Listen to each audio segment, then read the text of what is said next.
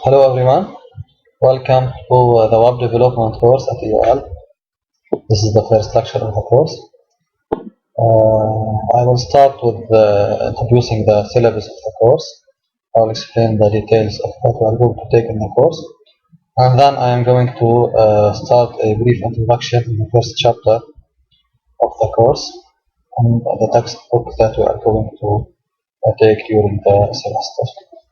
Let's start with general information about the course from the course syllabus. So this course will use the textbook, which is Internet and World Wide Web How to Program, the 5th edition of the textbook. I already put the syllabus of the course and the textbook on Google Classroom, so you should have acquired them and took a look at them by now. We will be depending very much on this textbook, the Internet and World Wide Web How to Program 5th edition, during the slides. Most of the material that we are going to take will be taken directly from this textbook.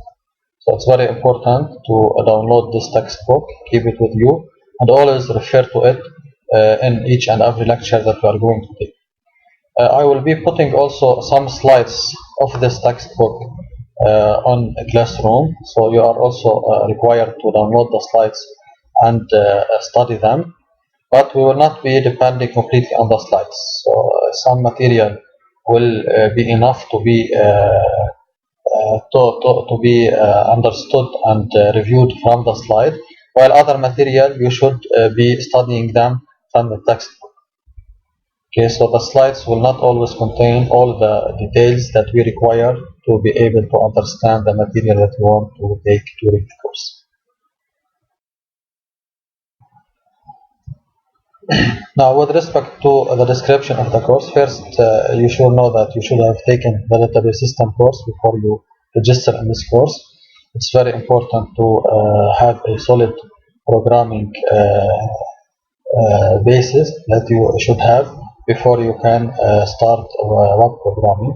So you should by now have taken P1 and P2 courses and have information about general programming and object-oriented programming.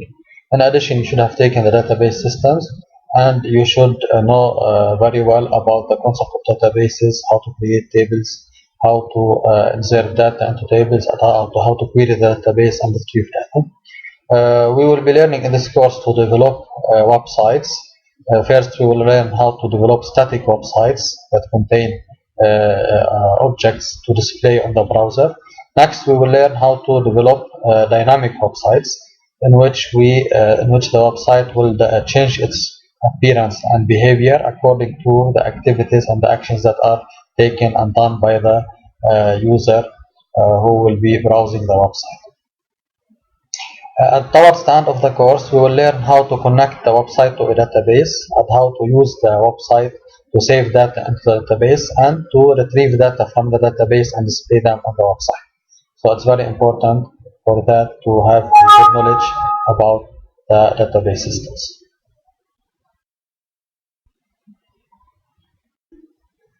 The requirements of the course, what we will take or what will the assessment be divided on in the course. As usual in most of the courses that we give at UL, we will have midterm and final, we will have assignments and quizzes, and we will have a project. The assignments will be at the end of each chapter when we start developing programs. At the end of each chapter, I will give you an assignment on Classroom, and you are required to solve the assignment and submit it also on Classroom based on your understanding of the material of the chapter that we will take. Now, if we will be taking physical lectures in the university, we might be having 1 or 2 quizzes throughout the semester. By the end of the semester, you should have also developed a course project that I will be explaining it to you in a project manual. I will upload the project manual to you by the midterms.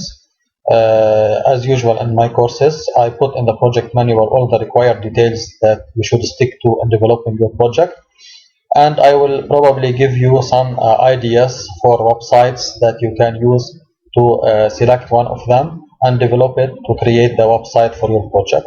Also, you can choose your own idea. If you have a certain website idea that you like to develop, you can propose your idea to me, and I will tell you if you can do it or change it, or we will agree together on what to do in the project. But you should stick with the details of the project manual when you develop your website project. So the assessment will be maybe a little bit different from this. We will speak about that later. Sometimes I put 20 on the project. We will speak about that at the end of the course when we become ready to submit your projects. These are the learning outcomes of the course. Please read them and make sure that you understand very well what you should expect to learn at the end of the course and what are the details of the web development material that you should be learning. In general, throughout the course, we will start at the beginning with basic knowledge about HTML, how to develop static web pages, how to include the various types of web objects, such as images, videos, links, and so on, and into tables and so on, into the static web pages. We will learn about CSS. In CSS, we will learn how to change the behavior, how to change the appearance, and how to change the general look of any object that you want to put in a web page. So CSS will allow us to identify attributes to each object. These attributes will enable you to change the look and the appearance and sometimes the behavior of the object. Next, we will learn about JavaScript. We will see how can we integrate JavaScript inside client web pages and to enable us to modify or include some dynamic behavior into the web page by inserting functionalities, JavaScript functionalities that will allow us to interact with the user of the web page.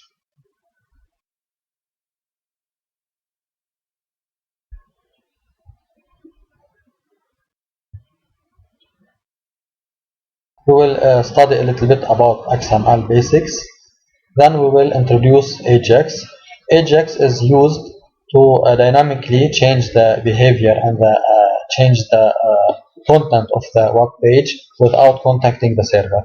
So usually, if you don't use JavaScript and Ajax, when you want to display a new page or to change the appearance of a certain page in the browser, then you will need to send a new HTTP request to the web server to acquire the new page. However, sometimes we want to allow the user who is browsing the web page to interact with the web page and change the display inside the web page based on certain interactions. So here we include some code into the web page, scripting into the web page, to dynamically change the appearance and the content of the web page according to the interactions and the activities that are done by the user on the web page. Now we will talk about after that about PHP, and which is used similar to Ajax and JavaScript, but is used to include a script and code in the at the server side, not at the client side. We will be talking about the why we need PHP and how we are going to use it. Next, we will talk about cookies, how to create cookies, how to store them at the client side, and how to use them at the server side in order to identify the different clients who are connecting to the server. Towards the end of the course, we will talk about two important topics, which are how to connect to database engines from websites and how to store and retrieve data into databases from the website. We will be talking about different types of databases. We will be talking about how to establish connections to local databases on the same server, or how to establish connection to cloud databases in the cloud. The final topic that we might be talking about is related to web services. how to make websites interact and call functionalities and make use of services that are offered by web services using standards such as SOAP, REST, and JSON. This is in general an overview of what you expect to learn from the web development course. So I will introduce a little bit the general concepts of web programming and web development by going quickly over the slides of chapter 1. In this chapter, it is just about introduction to computers and to the internet and to how to identify objects on the internet, definitions of URLs, URIs, how to and the HTTP protocol, how to use it. Most of the material of this chapter is general information. I will not require from you to memorize this information, but it is for your benefit to go over them, understand them, since we might be referring to some concepts in the later chapters that are related to this general information. So I think it's better for you to understand them very well. You can listen very well to my explanation on them in this chapter. Point out the things that I'm going to focus on, because I'm going to skip some material. They are not much important. The material that I will be explaining, that I will focus on, please try to understand them. Make sure that you know very well about their concept. And towards the end of the chapter, you should have developed an understanding of the main concepts related to web development and web programming. The most important thing in this chapter is to understand at the end of it the HTTP protocol, HTTP messages, what is an HTTP server, HTTP client, how they interact with each other, what are the different types of HTTP messages, and so on. And the URLs and their concepts, and how the connection between a client and the server over the internet is established. When you understand well these concepts, after that, when we want to develop websites, we will be referring to them, so you should have no problem when we talk about them. Before I continue, I will stop this video here.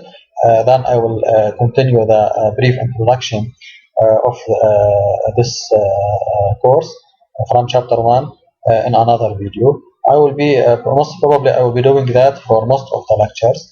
I will be dividing the lecture into 2 or 3 videos in order to be able to upload them to the internet easily, and you can download them also easily.